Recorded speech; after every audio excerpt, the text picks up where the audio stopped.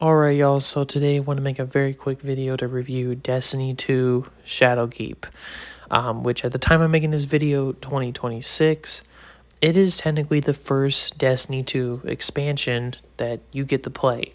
Because of course there was a ton of sunsetted content that Bungie, the developers, removed, which I still think is one of the worst decisions ever made in a video game, but I digress. This is the first expansion, at least for new players, that will get into it. Now, I think there's a lot of. I personally don't think Shadowkeep is the best impression of Destiny expansions, at least for new players. And I think there's a lot of problems with this one. But overall, to kind of give you my quick thoughts on Shadowkeep, it's meh. I didn't hate it enough to like say, oh, it's horrible. But on one hand, I also did not like it. It's kind of meh. It's meh. But it is also a pretty important expansion, and I wanted to give you my thoughts on it, some history, pros and cons, and of course, my overall thoughts. To going into Shadowkeep, I actually had a little bit of nostalgia for this one because it was one of those expansions that I remember at least Bungie would always make free to play occasionally. And I would remember it quite a bit. And when I got into Destiny 2, especially when it got into free-to-play mode, I dabbled my toes into Shadowkeep a little bit. Now, I didn't actually progress in the campaign too much, so I can't really tell you from back in the day if I had any honest opinion of it, but recently just finishing the campaign, I have to say it's pretty decent, but I'm going to get into my pros. 4 pros. I like the new settings and additions to the moon. Now, the big location in this, there's not really a new location here, at least like patrol, like New World and such. It's the moon again, but this time around, the moon obviously is heavily more expanded from Destiny 1, and there's also a brand new section of it for Shadowkeep. It's called, I believe, the Scarlet Keep.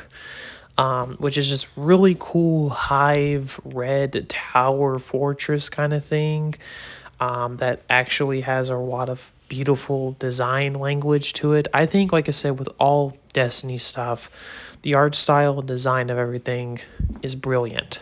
There's just no word to describe it. It's brilliant. I love the new castle. It gave me a lot of Lord of the Rings vibes. It was really, really cool stuff. And I also like parts of the story. For example, the big focus of this expansion is the new looming threat of course, the Light and Darkness saga, the darkness itself, aka the pyramids, which were kind of teased in previous expansions, but now are kind of explored here.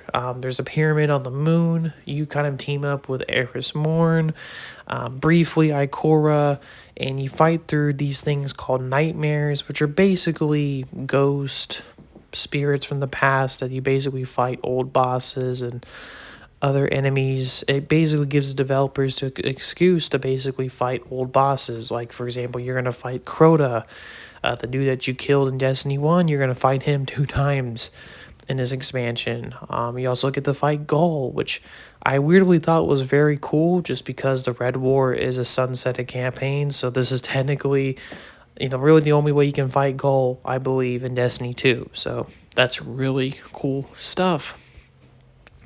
And some of these bosses are pretty cool, but I think it becomes a bigger problem, especially when they keep reusing them. But at first, it was, I think, a cool nostalgia throwback in certain aspects. And I think lore-wise, it's fine. I also like Eris Morn as a character and Destiny in general, and I do like the focus back onto her, which is pretty cool as we kind of help her explore the pyramids and the darkness. And there's a really cool element of like her old fire team that she went down to defeat Crota with, basically haunting her, and she had kind of having to overcome that and sort of handle her demons. It was a really cool aspect of it, and there's kind of a really cool spooky vibe to the expansion in general.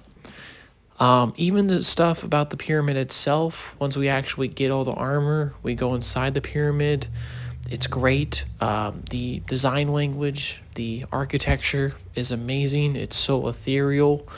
It gives me kind of like kind of Harkonnen vibes from Dune. Like, it's kind of hard to explain, but it looks beautiful and crazy. And of course, you got that great cutscene where, like, basically we kind of get a vision from the darkness, but they use a version of our character talking to us to basically say, oh, we're the darkness, we're going to bring salvation. Really great moment in Destiny 2, and I love that cutscene. So yeah, like I said, there's a lot of really cool stuff in this expansion. I like diving into the pyramids and stuff. But now I'm going to get into some of my cons. And that is, this expansion is pretty padded out. It feels like to me they had enough content for maybe like a mini expansion for Destiny 1, but they're obviously selling this as the major expansion of 2019 when this came out. So we got to pad this shit out.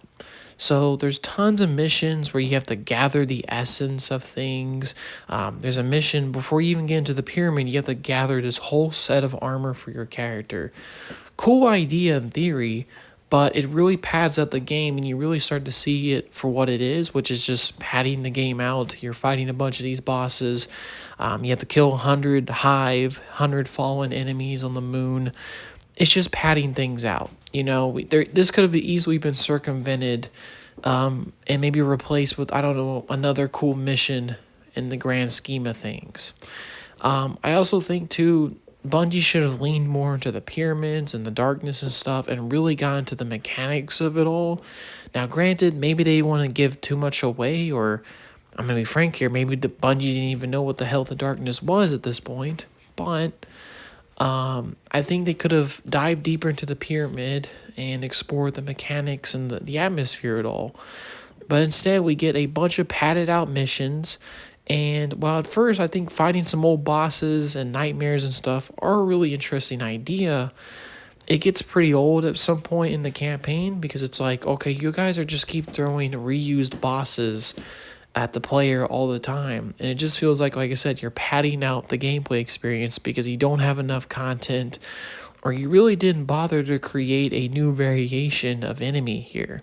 Because there's no new variation of enemies here. Like, there's nightmare enemies, but they're just like slightly higher health bars and buffers, and they have some cool effects around them, and that's it.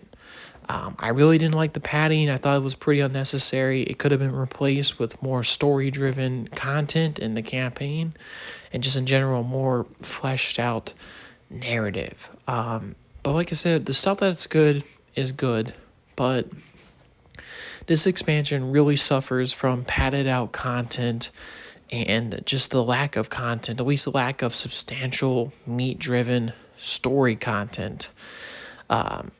And I think it's a pretty big sin with this expansion. It just kind of overall feels a pretty hollow, it kind of feels like a meh expansion. Like I said, all the pyramid stuff was very interesting. I just think they could have dived into it more.